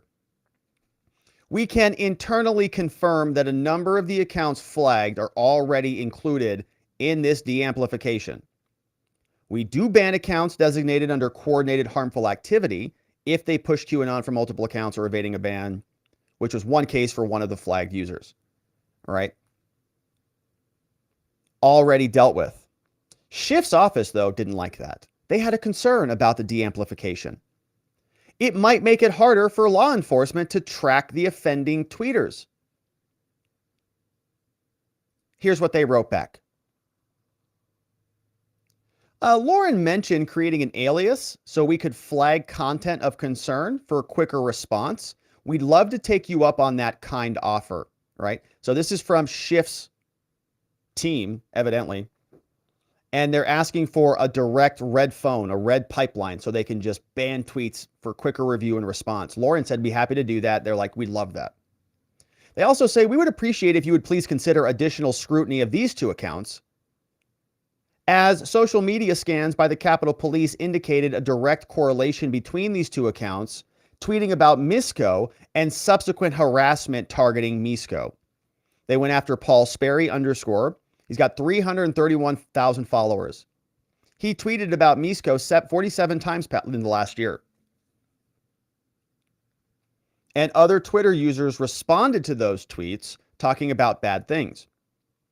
And they say that he needed to be nuked. Same thing happened with Greg Rubini, 20,000 followers. Added in the last month, approximately 163,000 followers. And he's posting all sorts of stuff. In light of repeated violations of Twitter policies, they say it's unclear why Twitter has not taken action to suspend his account. These people are so disgusting. This is a Senate office staffer who is asking, it's unclear why Twitter has not taken action to suspend this account. It's not your company. They don't report to you. You're the government. Stay out of it. They say, as discussed, it's also unclear why Twitter has neither suspended this account nor labeled its content to be false. We want you to get rid of these people. They want you to nuke two big accounts, 163,000 followers and 331,000 followers. I mean, it makes you sick. Like, what if they're sending emails about this channel? Robert Gouveia and his followers, and Rob said this thing, and all of his audience chatted this and chatted this, and delete everything, delete all of them. That's what a sitting congressman was asking a private company to do. It's reprehensible. It's in violation of the Constitution against everything in that First Amendment. Here, the question about de-amplification, they say, we are curious as to whether any de-amplification measures implemented by Twitter, which we greatly appreciate, though, could inadvertently impede the ability of law enforcement to search Twitter for potential threats about Misko and our staff. They kind of want that stuff to be out there. They need it. And so de-amplification will hurt that. Now, that's it for the supplemental. Taibbi says for more, watch Schellenberger, Barry Weiss, Lee Fang, David Zweig, and Alex Berenson for more. There was reaction to this. Ted Lieu said that this was all a bunch of nonsense. And in fact, he called Mr. Taibbi all sorts of interesting names. He said that you can believe the gaslighting by Taibbi or you can believe the facts, okay? Russian meddling was not manufactured. The DOJ indicted 12 Russian intel officers for hacking. But Matt responded and he said, yeah, but Ted Dum-Dum. That leaves out that they indicted 12 individuals they knew would never show up in court because they were in Russia. They were never coming back. They dropped two related cases of companies that did fight back, and they didn't go through discovery on any of those. So there were more replies here. Ted Lieu and Matt Taibbi were getting into it on Twitter. Let's see if there's anything more here. Yeah, Ted Lieu says,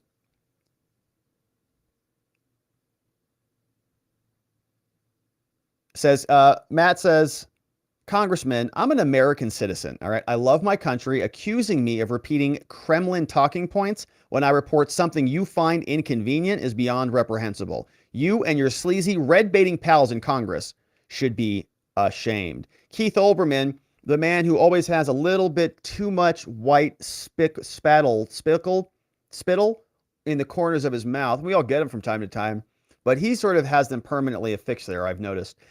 Keith Olbermann said, all of us knew from your journalism days to congratulate you in your new role in prostitution, Matt. And is Keith Olbermann even on? Does anybody listen to him at all anymore? He says, and you'll be remembered as one of the single wrongest figures in Russiagate, lapping Rachel Maddow even. Congratulations. Please send a postcard from the downside of your downside. By the way, Russia stopped using a hammer and sickle decades ago. Yeah, but Keith Olbermann just rants and stuff. Very, very disturbed individual. All right, so that's the update from the Twitter files. And the usual suspects are doing the usual suspect things. Guys like Matt Taibbi are exposing the truth. Guys like Ted Lieu and Keith Olbermann, however, they will always use the same story. The Russians are the most convenient cudgel that they have. They're going to bring him up all the time. Even now, when Matt Taibbi reveals the truth about what Schiff was doing in his own emails from his own staffers, they still call him a Russian stooge. They need to come up with some new material. I hope they do. We will continue to cover it, and I hope you join us as we do. Thank you for liking this video wherever you're watching it. Thank you for following and subscribing to this channel. Thank you for sharing the short form videos with friends or family and inviting them over to our channel, because we are rebuilding the informational supply chains and we need them here. So thank you for doing that, and we'll look forward to seeing you on the next one. All right, my friends.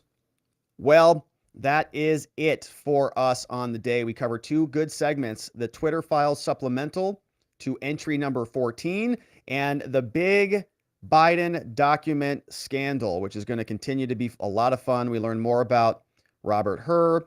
We learn more about Hunter Biden's involvement. The media is just beating Karine Jean Pierre up in that press briefing room. Jim Jordan's in charge of a new government subcommittee. We've got a timeline we're going to continue to fill out here, and there's just going to be a whole lot more ahead. But for now, let's see what you have to say about all of this, because I saw some very generous super chats out there in the YouTube world and over on Rumble. And we're going to jump over to Twitter today because I forgot to do that yesterday. Very irresponsible of me, and I apologize profusely. But we're going to take questions from Twitter. We're going to jump into some other stuff on Rumble. We'll see what else we've got as I queue all of this up in real time. Let's see what we have here today. All right, starting us off with some super chats. Thank you very much on YouTube. We had the first one came in from K Bean. Shout out to K Bean. K Bean helps us mod down the fort very regularly. We're very grateful for K Bean. She says, Rob, outstanding content. Thank you. Thank you, K Bean. I'm grateful for you being here. I'm grateful for your support, for all of your modding expertise, and for the dono. Appreciate it. Hell Pike says, you demand, Rob. 3 exclamation points. Oh my goodness. That's too many. That's too much. Hell Pike. Two's plenty. 3? Well, thank you. Hope you're having a great day, my friend. MJ says, thanks, Robert. Another fun show. God bless. Thank you, MJ. And God bless you too. I appreciate you being here. Happy Friday. Have a great weekend ahead. 66 Anton says, I find it hard to believe that CBS scooped anybody. It's kind of interesting, right? Especially in the MSM, the mainstream media, on something of this magnitude. It seems coordinated to me. It is interesting, 66 Anton. I thought about that too. Like little old CBS? Yeah, this feels like a New York Times leak or like a Washington Post leak or like a Bloomberg leak. But CBS, maybe that's why it's so fitting. CBS does get some good stuff. I mean, I like Catherine Herridge over there at CBS. And that Ed O'Keefe has been asking some pretty dang good questions. Joe Biden's furniture mover says, FYI, it's against YouTube's terms of service to mention whistleblowers' names. I would check so you don't get another strike. Do we mention any whistleblowers' names? What whistleblower did we mention? I can't remember. I thought we played by the rules, but if I mentioned anything, thank you for letting me know. I'll be careful about that. Don't want any more YouTube strikes. We try to play by the rules, but we know we're tiptoeing around in a minefield over here, which is why we multi-stream all across the, oh, that guy, the Eric guy. That guy? All right. Yeah. Do we say his name? I think we did. We'll be good. We're trying to play by the rules. We're not we're not trying to identify anybody in particular. But we'll see. Hopefully the YouTube censor shows us nice mercy. Very nice mercy as they scrub through our entire channel. But that was over from our friends on YouTube. Thank you very much, YouTube. And shout out to Hallie P over there. Shout out to MJ, Troll Life, Curtis Bartles in the house, Brandon Rutter's in the house, One Nation Underground, Ed Red One donated some even more memberships. We do morning member streams for our locals members and our YouTube members. And so if you're not a member, come and join us. They're a lot of fun. They're short, 20, 30 minutes in the mornings. We go through headlines, super casual. But if you're on YouTube or on locals, you can click the join button, join us watching thewatchers.locals.com. We've got Amy, Army Brat is over on YouTube. Dog Digger's over there. Anything. We've got Elucidation Station. Donut Mind Me's over there. Anything. Janek 909. Vienticus Prime is over in the house. He said he was passed out over there. You fell asleep, B? Well, good. I hope you got a nice little rest, my friend. All right, and so that is over on Rumble. Shout out to YouTube. Shout out to everybody everywhere you are. But now let's go over to Twitter, which I forgot yesterday. Twitter. Let's see how many viewers we have. Oh my goodness. Everybody brace yourselves. We've got 11. Oh my gosh. It's double digits on Twitter. Hopefully it doesn't break Elon's servers over there. All right. Amazing. Let's see what we've got in the comments. All right. Let me do just a quick scroll through here. Okay. To make sure I don't get any more YouTube strikes. Looks great. All right. Paul Minot's here getting us started here. And it's a shirt. Pencil neck watermelon head shirt from our friend Paul Minot at Sleepy Dog Lee. If you're not following Paul Minot on Twitter, you should be doing that. Of course, we have watermelon pencil neck watermelon head for a shirt. We've been talking about merch ideas and stuff like that. I like this image because it looks so realistic. It almost doesn't even look, I almost can't even tell it's a shirt. It really looks like him. It's beautiful. Thank you very much. We have this one, John Lambert. Hey, Rob, don't forget Twitter tonight. We love our shout outs. I know I missed you guys yesterday. I apologize. And I forget, somebody was mad at me yesterday. I apologize to you specifically. Uninfluencer said, a hunter does love to lie on official forums. Would not be the first time, right? He sort of lied on that gun charge, didn't he? Yes, he did. Uninfluencer said, as I said in a previous tweet, Obama and Bush are probably doing some serious spring cleaning right now. That's a good comment. Yeah, Obama's like rummaging through all the closets. He's like pulling the lids off of boxes and stuff. He's like, oh, crap. Michelle, she's got flashlights all over the place in one of their mansions on the coast. That's going to be underwater soon, I guess. Just going hog wild. Here's another one from Paul Minot. Good to see you there, Uninfluencer. Paul Minot. Yeah, this is from my new album that's going to be coming out called Affirmations by Robert Gouveia, where we read beautiful affirmations. If you know, you know. That's something we talk about on locals. Maybe we should just leave it alone there. This one from Paul Minot. The red Sharpie. Oh, the red Sharpie. I love it. Yes, if you know, you know. Oh, that's a good one. We do like them big and girthy here, the big Sharpie girths. Thank you, Paul. That's a great idea for one. And it's GIF. Paul says it's GIF. Every time I say GIF, there's a murder of some very important, cute little animal. Every time that happens. Paul has confirmed that for me. Thank you, Paul. Danny McWilliams is here. Danny, I apologize. I missed you yesterday. He says, like Biden's, they charge $100 an hour. Who in their right mind would have them clear out an office? Lawyers like Biden, I'm going to guess they charge probably about $1,000 an hour. They're not charging $100 an hour. They're probably $850. Now, for moving boxes, I don't know what they would charge for that, but if they're doing document review and they're looking at classified documents and stuff, they're getting paid a lot. Who signed out all the documents? Someone had to sign for them. Yeah, it's like checking out a library book, right? We always got to make sure that we are checking out library books. Checking out the library books. All right, so here we have another one from Adam. Adam says, the DOJ has been after the Trump family before Donald Trump was ever born. I believe Trump should sue for harassment. He would not. I mean, the claim would be difficult. The courts would all dismiss most of that. There's a very interesting image from Rebecca John on Twitter, which I'm not going to post here on YouTube because of things, but that's an interesting image. Thank you for that one. You'll have to go over to the Twitter thread. CA Human came over here, says, I forgot to come here. I am now here to support. Thank you, CA Human. And we were talking to you yesterday about Rod Rosenstein, weren't we? This one came in from James Ma, says, my cat Chance is taking a nap now, but he was really interested in your show last night. Shout out to Chance. Man, what a handsome fella. Look at him. Very, very good looking, handsome man. And he's very smart too. And it looks like he's following the red finger around the screen. Huh. Oh yeah. So we'll do some extra, screen movement for Chance the cat. We all love Chance the cat. And thank you for sharing that.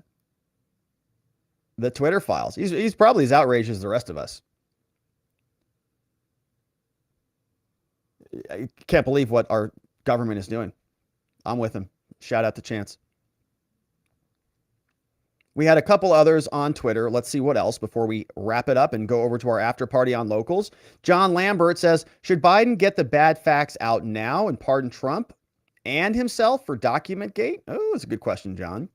Yeah, he could always pardon. Well, there was a question about him pardoning himself and whether that would be possible. Remember when Trump was going to pardon himself after J6 and there was like, could he do it? Could he pardon everybody? He probably should have, but he didn't. And could Biden do that? Pardon himself, pardon his son, and then ride off into the sunset? Not for president? Maybe. LCB says, you talk about your show, how we can listen on Twitter, but I don't see anything on Twitter Spaces or it doesn't come up. How do you listen on Twitter? Well, there's this video right here that will play right up top here. And so you're watching this video along with 8 other people. So you got to find that video. It's just right on my profile if you want to go check that out. We had another couple. James Pepper says, I find you on Twitter and then I move over to YouTube, so the number of views is misleading. We've got another one putting Newsweek behind bars. And of course, Newsweek putting Schiff behind bars over from our friend James Pepper on Twitter. And we're getting some good comments over there, my friends. Thank you to everybody who chimed in over there. We also had some activity over on locals from our locals tips. And we always go to locals for our after party after the show. So if you'd like to come and spend a little bit more time with us, come and join us. But Facts Matter sent in a tip. Shout out to Facts Matter, says, just cause we need some spice with our bacon on locals. We talk a lot about bacon and it's why would you not? Because it's delicious, especially Vientikis. Very, very, very delicious meal. And John Allen's in the house. He says, hey, Rob, when am I getting my Watching the Watchers big, beautiful spotlight shirt? Come on, Paul Mino, Vientikis, and the rest of the gurus in here. We need to get this started for Rob. I'll do whatever is needed, but I think you are all way better at it than me. All right, so we'll work on some merch stuff and some ideas. I'm not that good at that type of stuff. Fortunately, we have some meme smith extraordinaires out there. And so we can defer to the experts on this, but thank you very much, John, for the support and for the encouragement to get some stuff going, because there's some fun ideas out there and I don't know what they're going to be. Here's one. We were talking about a chartreuse shirt like this. And, I was trying to do the chartreuse today, but I know this is more, this is like a seafoam green. It's a little more sea foamy rather than chartreuse. Just big, awful lime green shirts. I'd sport that stuff all over the place, baby. I don't even care. Yeah. In fact, I think a girl broke up with me because I wore a shirt like that one time. Puke green, urine yellow, excrement brown, whatever. Don't even care. All right, let's see what else we had. Okay, so we are going to go back over to watchingthewatchers.locals.com for our after party. We're going to leave it right there, my friends. I think I may have seen... Want to make sure I didn't miss anything. John says, I will definitely wear the merch proudly. Tweak just joined us over on Locals. Let's do a final check over here before we wrap it up on the day and get back to our beautiful Fridays. I think we are up to speed. All right, so let's leave it there, my friends. I want to, before we wrap up, say thank you to everybody who is joining us over at watchingthewatchers.locals.com. We're heading over there right now for a members only after party, and so you can check us out. Also, don't forget to visit our friends at 4patriots.com. Survival food, solar gear, electricity, everything you need to survive the impending apocalypse at 4patriots.com. Don't forget to use code Robert to save 10% off anything your first order in the store. Also, our friends at Goldco. I do like gold at robertlikesgold.com, and you can protect your savings, your retirement with gold and silver at robertlikesgold.com. Of course, our law firm, the R&R Law Group, we're located in Arizona. We help good people charged with crimes. Holidays are busy. The police are arresting everybody, charging everybody with crimes, and we help people move past those situations. We have an awesome team. We're doing all sorts of cool stuff this year. And so send people over to us if they need help. Free case evaluations online at rrlawaz.com. All right, my friends, that is it for us. Big shout out to the mods who mod down the fort for us. I see playing hookies over there, along with Just Cause. Vientikiss is in the house. K Bean was here. We had Lean. We've also got Ronnie Cole, Just Cause, Playing Hooky, Zulu, Geomancy, and others who mod down the fort for us. Geomancy was here, says Vientikiss. Very cool. And I'm very grateful for the mods who keep things nice and orderly because we know we need it here. But that, my friends, is it for us. Thank you for being here and joining us this week. It was a busy week. Who knew that we were going to get this Biden document saga drop on us? There'll be a lot more to come. We'll continue to cover it. Thank you for subscribing. Thank you for sharing those short videos that we have with friends and family and sort of, you know, they may not want to come join us for like a full 90-minute or 2-hour show, but maybe a couple, you know, shorts is like, oh, okay. And then they get a little taste and then they come over and join us. And we do appreciate that. It does help the show grow. Most of what we do kind of lives in this bubble when I look at my analytics. And so the shorts, sharing the shorts really helps. And I appreciate you doing that because I think it's important that more people know about this stuff, what's going on, so that we can rebuild those informational supply chains and hopefully see some good progress in this country. And your help makes that possible. So thank you for doing that. But that, my friends, is it for us on the day. We are going to leave it right there. I hope you have an amazing weekend and you unplug from politics a little bit, spend time with friends and family, get outside, practice those breathing exercises, get that vitamin D, and recharge those batteries because we're going to be back here next week to do it all again. And I look forward to seeing you there so that together with your help, we can shine that big, beautiful spotlight of accountability and transparency down upon our system with the hope of finding justice. Have a tremendous weekend, my friends. I'll see you right back here on Monday. Bye-bye.